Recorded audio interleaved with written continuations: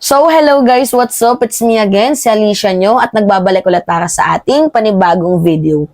So, ngayon nga po mga minamahal, pag-usapan natin itong ginawang kagitingan, katapatan, at kabayanihan ng ating military forces, ng armed forces of the Philippines. Despite na, nakakarinig na tayo ng mga balitang kodita, sugurin ng Malacanang, sumama na kayo sa amin, yurakin natin yung bangag na administrasyon, despite na nakakarinig tayo ng ganun na drama ng mga Duterte groups, is still nasa commander-in-chief pa din yung loyalty ng ating armed forces of the Philippines. Kahit pa nung tinanggal itong si Vice President Sara Duterte dito nga po sa National Security Council, is still yung loyalty nila ay nasa ating Commander-in-Chief pa din. Actually, tama naman yun yung ginagawa nila, na unahin natin yung interest ng taong bayan. Militar, NICA, PNP, ISAF, AFP, kung ano pa man ng ahensya ng ating pamahalaan na pumuprotekta sa national security natin, sa seguridad ng bansang Pilipinas, dapat nananatili at mananatiling loyal sa ating konstitusyon, sa mamamayang Pilipino, at sa kanilang commander-in-chief. So ngayon, pakinggan natin tong balita ng News 5. Tingnan ninyo. Wait lang po mga minamahal. Nanindigan ng Armed Forces of the Philippines o AFP sa kanilang katapatan sa bansa sa kabila ng pagbalasa ni Pangulong Bongbong Marcos sa National Security Council o NSC. Sa isang pahayag, sinabi ng militar na patuloy silang magkakaisa at tutupad sa kanilang tungkulin. Nananatili raw ang kanilang hukbo na tapat sa bansa, konstitusyon at sa sambayan ng Pilipino. Sinabi yan ng AFP kasunod ng pagtatanggal ni PBBM kay Vice President Sara Duterte at mga nakaraang pangulo bilang miyembro ng NSC. Paliwanag ng Malacanang. Okay, narinig ninyo. So, tama lang naman na maging loyal kayo. 'Di ba? Sa Commander-in-Chief, sa konstitusyon, sa taong bayan, sa mga sinumpaan ninyo.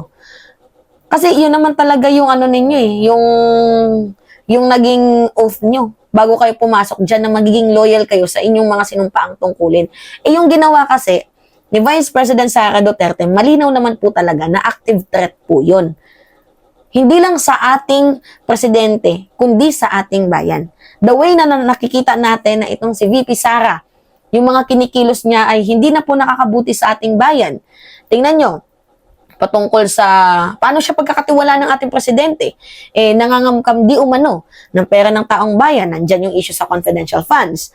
Pangalawa, umiinit yung issue ngayon sa impeachment. So, possible na gumagawa na yan sila ng mga organization.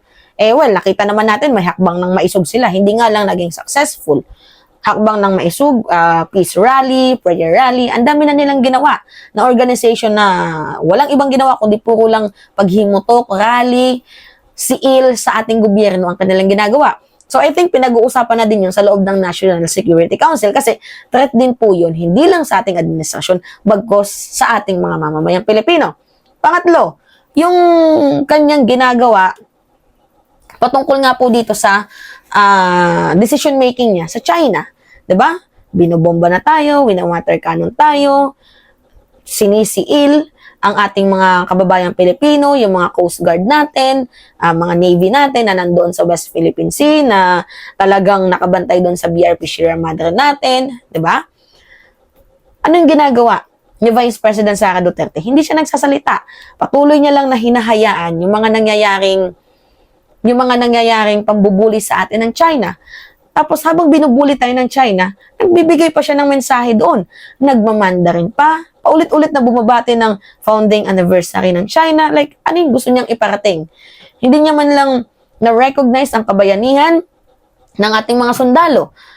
Diba? Pansinin niyo, hindi niya man lang makita-kita yun. Binantaan din ng ating presidente na kanyang papatayin, igugurgur, hindi lang si PBBM, kundi si First Lady. So makikita natin na active threat talaga itong si Vice President Sara Duterte. At makikita nyo na hindi na po dapat pagkatiwalaan itong si Vice President Sara Duterte. So nararapat lamang ang naging aksyon, naging desisyon ng ating presidente. Sabi ko nga sa inyo, dapat matagal na po itong ginawa ni PBBM.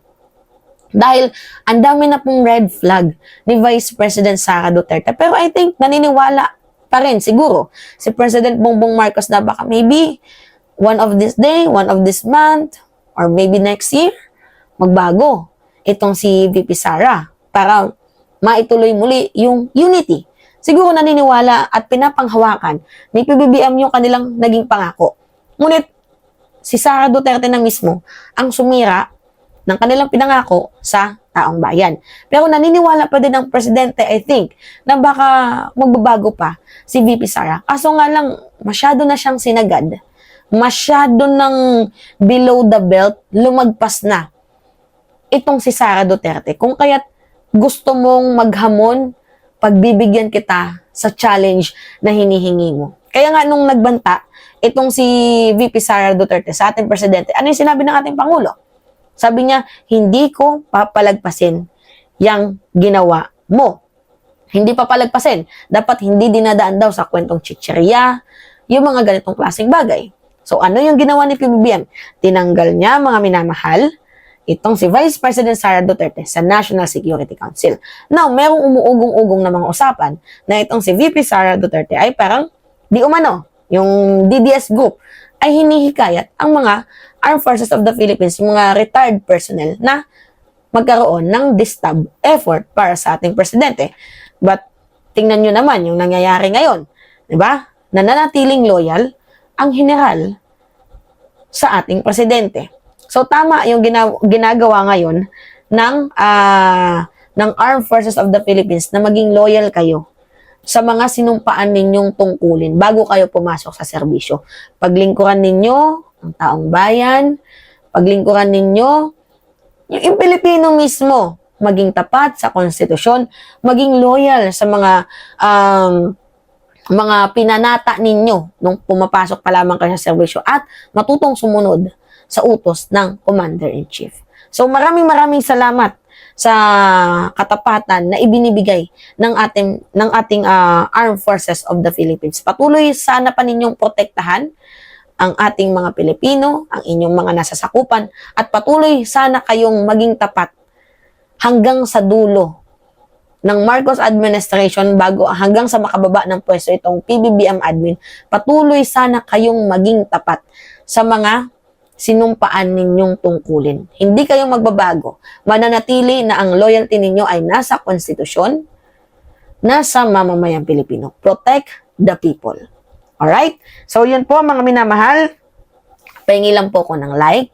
Pahingi ako ng comment. Mag-comment kayo kung ano yung masasabi ninyo sa video na to at i-share ninyo yung vlog na to, kung ano yung thoughts, personal opinion at mga perspective ninyo. Anyway, mga minamahal, yun lamang po. It's me again, si Alicia nyo, at nagbabalik ulit para sa ating panibagong video. Maraming salamat, mga minamahal.